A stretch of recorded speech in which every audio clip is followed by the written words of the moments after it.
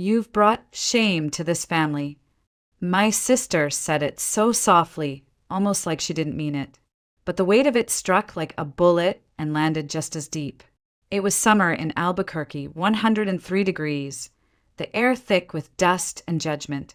My name was still Celeste Navarro back then, and for the last 2 days, it had been plastered across every group chat and gossip thread from high school to the city courthouse. Someone had leaked the video. Spring break, 3 months ago.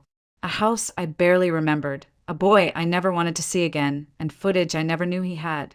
My face, my voice, my body, all stolen, all uploaded. And Marissa was the one who sent it to our father. Ricardo Navarro, retired police chief, man of order, discipline, and a last name he believed came with legacy. I was 19, and in his eyes, I had just burned it all down. He didn't yell, not at first. He stood in the doorway of my bedroom, fists clenched so tight his knuckles paled. "You think we raised you for this?" His voice didn't tremble. It didn't have to. Shame had always been his favorite weapon, for the world to see you like some disgrace. "I didn't post it," I said, my mouth dry, my voice failing even me. "I was the one violated." "No, you violated the Navarro name." He dropped my college diploma on the bed, a degree in humanities from a school he never visited, in a major he never respected. "You want to live like trash? Then do it without my name, without my roof, without my money." I turned toward my mother. Lucinda stood at the end of the hall, her rosary twisted so tight around her fingers it looked like it hurt. She said nothing, wouldn't even look at me. Marissa stood behind her, her arms folded, her expression clean, cold, neutral, the prosecutor before she even passed the bar. I packed in silence, a few changes of clothes, my sketchbook, the red backpack I had carried since freshman year. The air felt like a cage. When I stepped into the living room, my father was waiting. He placed my bank card on the coffee table like it was evidence in a case he had already solved. "Don't call. Don't write." My mother peeked through the curtain as I stepped into the heat. She didn't wave. She didn't pray. She just watched as her daughter, her artist, her reader, her silence was erased. The first night, I slept in my friend Eliza's car. She offered her couch, but her boyfriend didn't want trouble under his roof. The second night, I slept on the floor. By day 5, Eliza stopped texting back. On day 7, I bought a one-way Greyhound ticket heading west. Portland wasn't the plan. I just liked the name. It was under an overpass in Santa Fe where I made my first decision not to die. I had a notebook, brown leather. Inside were birthdays, home recipes, notes my mother used to leave in my lunch bag. I tore out every page, one by one, fed them into a small fire until all that remained was ash and the smell of cinnamon. The night was quiet, the flames soft. I looked at my reflection in the dark glass of the bus station and whispered, "I've got nothing left to lose, so I'll start with what's left of me." Portland wasn't kind, but it wasn't cruel either. It was gray, wet, indifferent, the kind of city where no one asks your last name and people mean it when they say, "Take care." I arrived with $37, a duffel bag, and a chipped heart that no longer beat out of hope, just habit. I found a room, if you could call it that, in the basement of a peeling 3-story house that reeked of mildew and shared regret. The mattress was stained. The heater moaned in the walls. I paid weekly in cash and kept to myself. It wasn't home, but it wasn't New Mexico either. That was enough. Days blurred. I worked mornings at a diner just off Hawthorne, serving pancakes to strangers I never looked in the eye. Afternoons, I cleaned a pediatric clinic. Tiny chairs, sticky floors, the ghostly laughter of children I didn't know how to be around anymore. Nights, I input shipping logs for a logistics company that didn't know my face, only my number. They called me C. Navarro. I shortened it to C, and then eventually just Cam. Easier that way, less traceable. When I couldn't sleep, and I often couldn't, I wrote. Not full sentences, just fragments. Coded symbols only I could read. My own language, invented when I was 9 and trying to survive Sunday dinners without speaking. I wrote on napkins. Receipts. The backs of order tickets. I kept them in a tin box under the bed. Words were safer in hiding. I didn't paint for a long time. Paint cost money. But one night, after a double shift and 2 cups of burnt diner coffee, I found an old toothbrush and some dollar store acrylics. I painted a figure crumpling into itself, swallowed by a shadow that looked like silence. I hung it behind the curtain in my room. No one ever saw it. That felt right. Then came the woman in the clinic. She wasn't bleeding. She wasn't loud, just shaking, clutching a toddler to her chest while an IC officer barked paperwork at her like it was gospel. "Firmar aquí," he said, waving a stack of documents. "It's already processed. Just sign." She didn't move. Maybe she didn't understand. Or maybe she understood too well. I don't know what possessed me.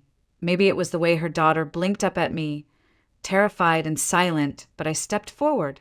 "She's not signing that," I said. The officer turned. "Who the hell are you?" "Someone who knows your form's outdated," I lied, snatching it from his hand. "This isn't valid." He hesitated, muttered, then left. Not because I was right, but because I had said it with enough certainty to make him unsure. Later that week, I was called into the admin office. I thought I'd be fired. Instead, I met Julian Cortez, director of Casa Esperanza Legal Aid. Tall, soft-spoken, and tired in the way only people who fight invisible wars tend to be. "You know most people don't step in like that," he said. "I know," I replied. "Most people still have something to lose." He looked at me for a long time, then smiled. "Come work for us." Not as a cleaner. That night, I sat in the corner of my room, knees pulled to my chest, holding that old tin box of coded notes like it was something holy. And for the first time in years, I felt something shift. Not hope. Not yet. But maybe the start of a language I hadn't forgotten how to speak. I started at the bottom again, fetching coffee, stapling packets, running across town in the rain to deliver a missing signature. I didn't complain. Invisible people don't. They listen. They observe. They make themselves useful until useful becomes essential. Julian didn't treat me like a charity case. He gave me work that mattered and waited to see what I'd do with it. I translated documents, filed emergency stay requests, organized intake forms. I learned what a U visa was before I memorized my own address. The office was small, cramped, always buzzing. And yet, something in that chaos began to fit inside me. I started taking policy courses at night, free ones online, buried in community college forums. I studied immigration law on weekends. I read city zoning codes the way I used to read poetry, not because I liked it, but because I wanted to understand the language of power, the tone, the structure, the loopholes where silence became law.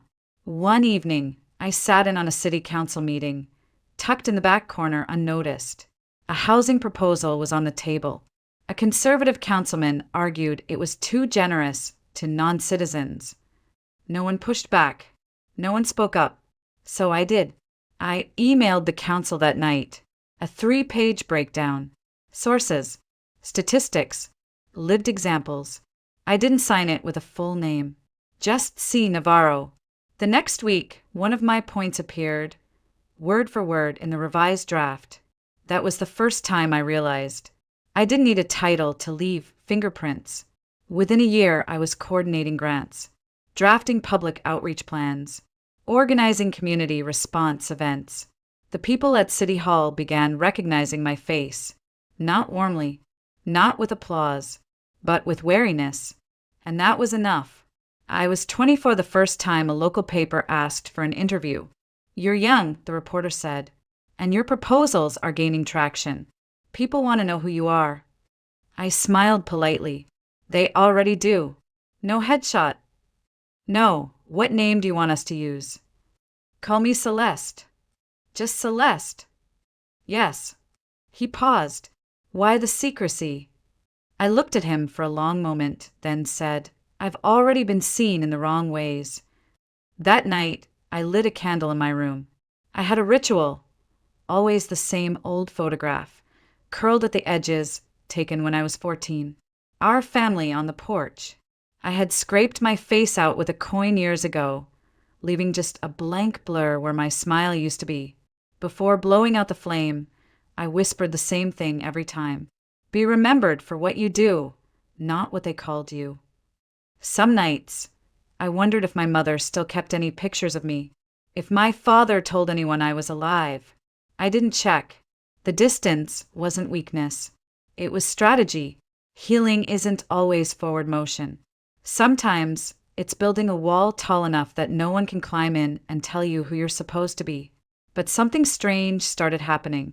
I stopped whispering. At city halls and courtrooms, in crowded basement meetings filled with undocumented mothers and underpaid nurses, I began speaking with a voice that no longer trembled.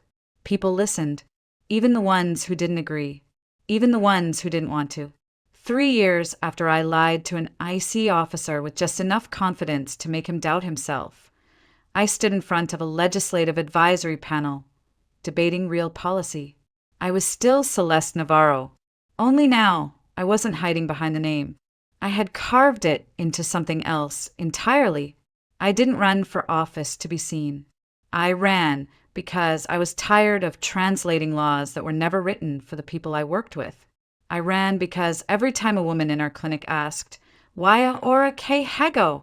and I didn't have a clear answer, something in me refused to settle. It started small. Community meetings, city council proposals, testifying before committees in borrowed blazers and secondhand heels. Then one day, Julian slid a form across my desk. Filing papers. State House of Representatives. You're already doing the work, he said. Might as well call it what it is.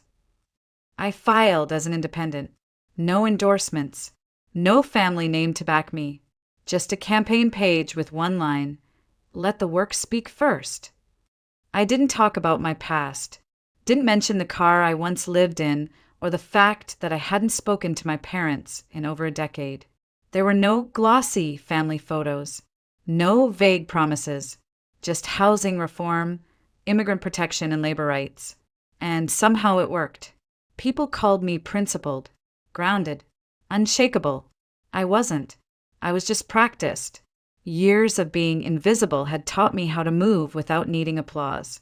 18 months after filing, I stood at a podium under gray, Oregon sky and took the oath of office. My hands didn't shake. My voice didn't rise. I wore a plain black coat and a pin someone had given me that read, "No one speaks for us." So we learned to speak for ourselves. They called me Governor Navarro, but I still whispered Celeste to myself, just to remember. Then came the story. It broke on a Thursday afternoon. Local headlines from New Mexico. State prosecutor Marissa Navarro under investigation for evidence tampering. I hadn't said that name in years, but there it was in bold on every screen in my office. A whistleblower accused her of manipulating evidence in an immigration case. A Honduran mother. A deportation order. Everything about it was too familiar, too close. My staff urged neutrality. "You're not involved," one aide said. "It'll blow over." But I knew better. Not because I wanted to defend Marissa. God, no. But because the ghosts in that courtroom had my name too. And silence wasn't neutrality. It was consent. So I booked a flight. No press. No announcement. No entourage. I arrived in Albuquerque on a cool, cloudless morning. No one recognized me. I wore black slacks, a charcoal coat, and sunglasses that hid nothing but habit. At the courthouse, I entered through a side door and sat in the back row, alone, quiet. The courtroom was white, sterile, full of nerves and whispers. Marissa sat at the front, her posture perfect, her mouth set in that familiar, impenetrable line. Her hands, though, trembled slightly as she shuffled papers. Then the judge walked in.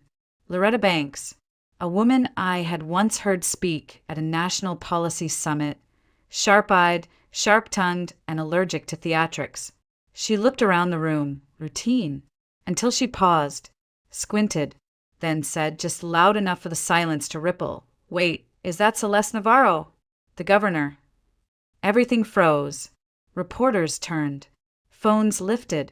Marissa's head snapped toward me. Her mouth parted, but no sound came. My mother, sitting stiff beside her, turned pale. My father leaned forward, as if trying to see if the ghost he'd banished had truly come back to haunt them in power. I didn't blink, didn't nod. I just sat still, because sometimes showing up is the loudest thing you can do. The story exploded before I made it back to Portland. By the time my flight landed, my name was trending. Governor's secret past resurfaces. Disgraced sister or silent reformer? I didn't respond. I didn't have to. The noise wasn't for me. Then came the leak. The video. Pixelated. Grainy. But still me. Still 19. Still crying, half drunk, still being filmed without knowing. The internet did what the internet does. The commentary was cruel. Headline sharp. Someone even interviewed the boy who took it. He smiled into the camera and said, "We were young." She knew I had it. I didn't think it would go this far. I watched it in my office, alone, hands still. I didn't speak, didn't breathe, just stared at my own violation playing out again, now framed as a political curiosity. My staff panicked. Should we release a statement? We can threaten legal action. We could say it's fabricated, or at least doctored. No, I said. I closed my laptop and whispered, "Let them look." I had survived being seen before. I didn't need to fight the same fire with shame. Then my phone rang. His name flashed across the screen, Ricardo Navarro. I shouldn't have answered, but I did. "You're using our name for attention," he said, skipping even a pretense of concern, dragging what's left of our legacy through the mud. I leaned back in my chair. "Come. I carried that name longer than you ever carried me," I said. Silence. Then a click. He hung up. That night I didn't cry.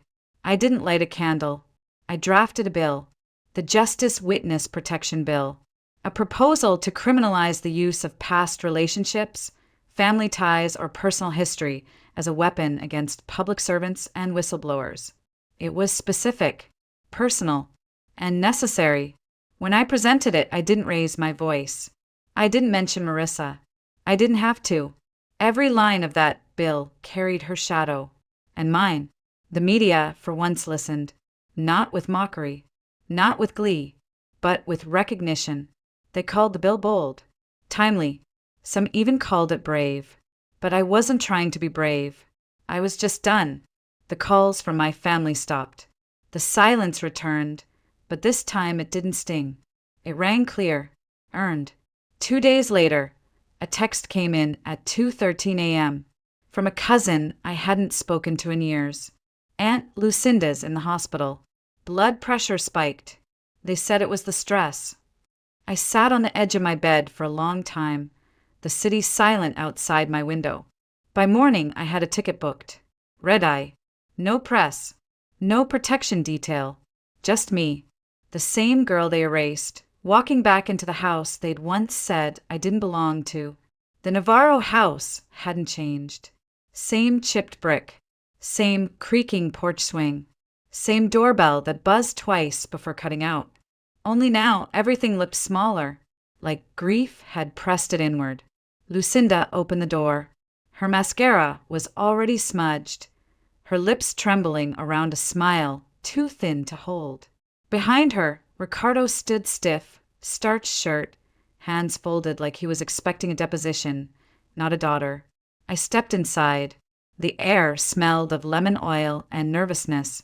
The dining table was set, enchiladas rojas hand-pressed tortillas, a bottle of red wine no one touched. Every plate perfect. Every seat assigned. Even mine. The chair they'd put out for me was the same one I used to sit in as a child. But now it had new leather, reupholstered, neatly stitched, like they thought surface gloss could erase a splintered frame. Marissa sat at the far end. her posture still impeccable, but her fingers kept twisting a napkin in her lap until it nearly tore. No one said the word video. No one said investigation. They spoke in half memories. Remember when you drew faces on the dinner napkins? Lucinda asked, voice artificially bright. Ricardo chimed in with, your campaign posters looked very polished. I read one of your speeches. Quite impressive. I nodded, smiled, listened, and waited. Eventually it came. We were thinking, Lucinda said, reaching halfway across the table toward my hand, but stopping short. Maybe you could say a few words to the federal prosecutor. Just something gentle. Nothing formal. Just help. For family. There it was. The real reason for the meal. My eyes moved slowly from her to Ricardo, who was suddenly very interested in his wine glass, and then to Marissa.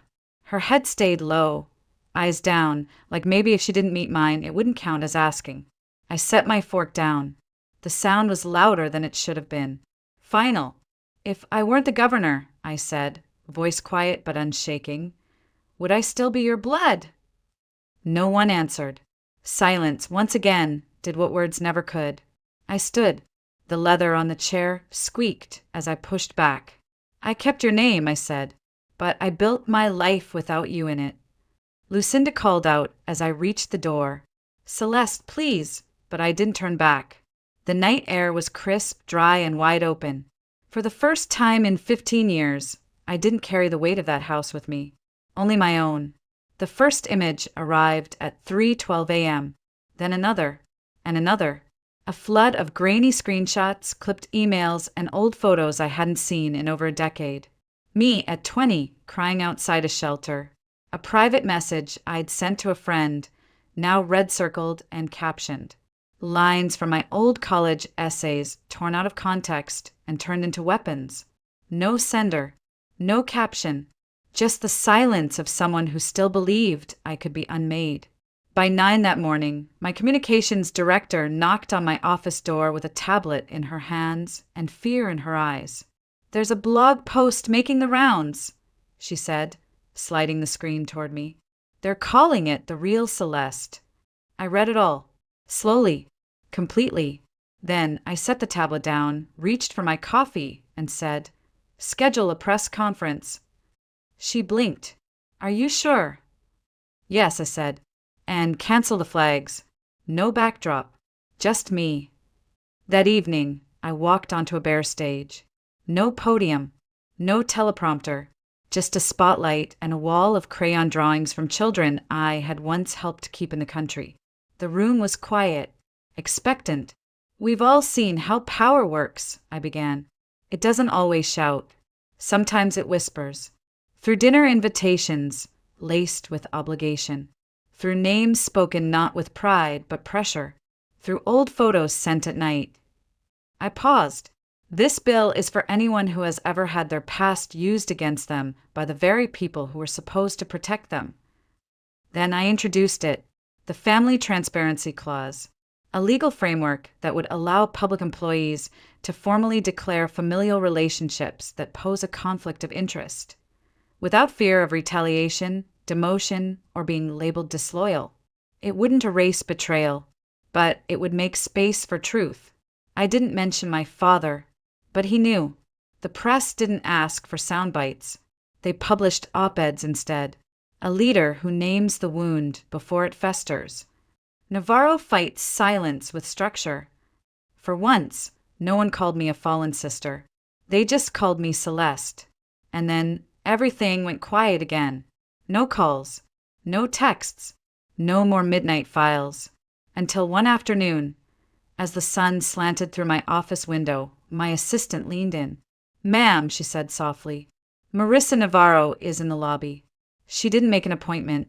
She just asked to see you. I looked up from the notes in front of me. Alone. Yes. No press. No lawyers. There was a long pause. Then I nodded once. Send her in. Marissa looked nothing like the woman from the courtroom. No blazer. No heels. Just a plain blouse, jeans and shadows under her eyes that no concealer could cover. She walked in slowly, as if every step threatened to buckle. I didn't stand. I didn't reach for her. I had cleared my desk of everything but a glass of water. She sat across from me, folded her hands, unfolded them, tried to speak, failed. Then finally she whispered. I didn't know how to start. I waited. I know I ruined what we could have had, she said.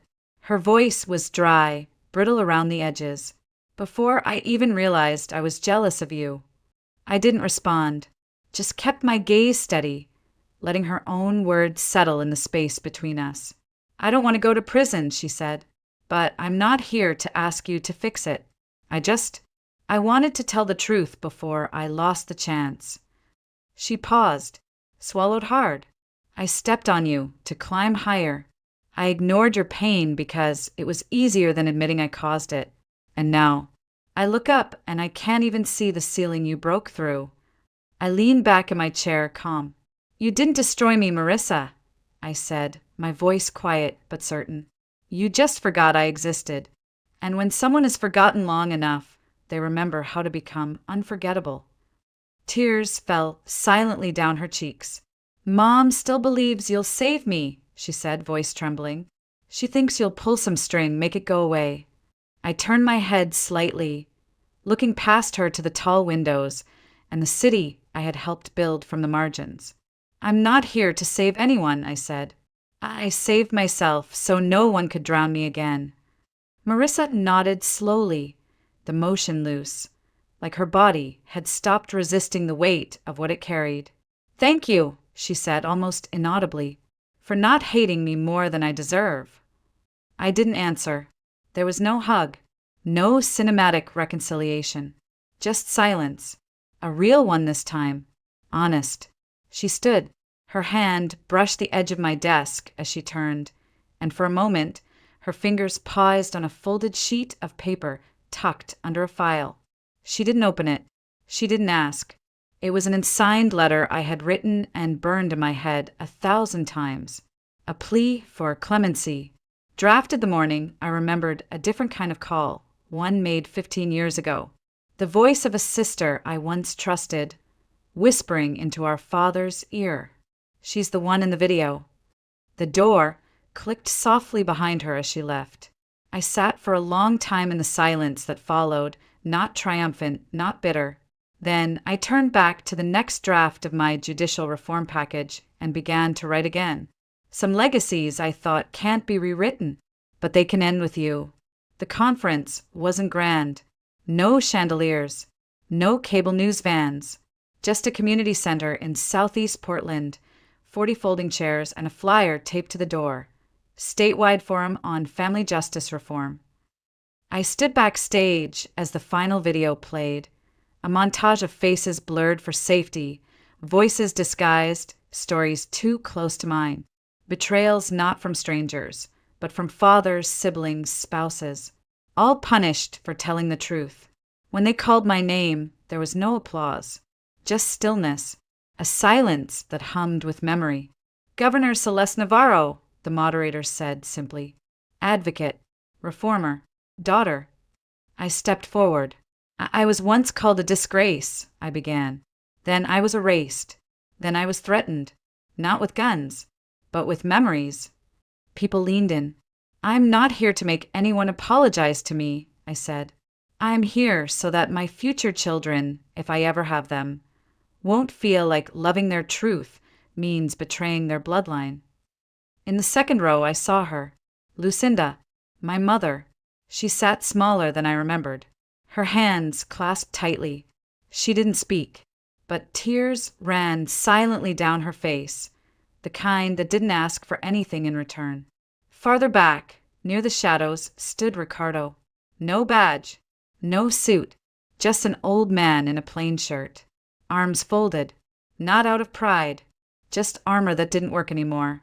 And there in the front row was an empty chair. A white paper sign rested on it, reserved for who she once hoped to be. I smiled at the quiet gasp that rippled through the room. Then I said, I'd like to announce a new policy, the Public Kinship Act. or what I call the Family Transparency Clause. Under this legislation, public employees will have the legal right to declare familial ties that pose a conflict of interest, without retaliation, without demotion, and without being labeled disloyal. It's for those whose silence has been the price of belonging, and for those who have spent too long swallowing the truth to protect someone else's illusion. The press caught fire. Finally, they said, a leader who names the wound before it festers. No one called me the disgraced sister anymore. They just called me Celeste. 6 months later, I arrived at a community panel in a school gym. No press, no escort, just me in jeans and a gray cardigan, helping set up folding chairs. Someone handed me coffee. Another asked, "Are you here to speak?" I nodded. No need to announce anything. When it was my turn, I stepped to the front, chalk behind me spelling 3 words: ruthless, leadership, redefined. People ask me all the time how I made it without family support, I said. I didn't. I just stopped waiting for it. A woman raised her hand. But what if they come back different? I smiled.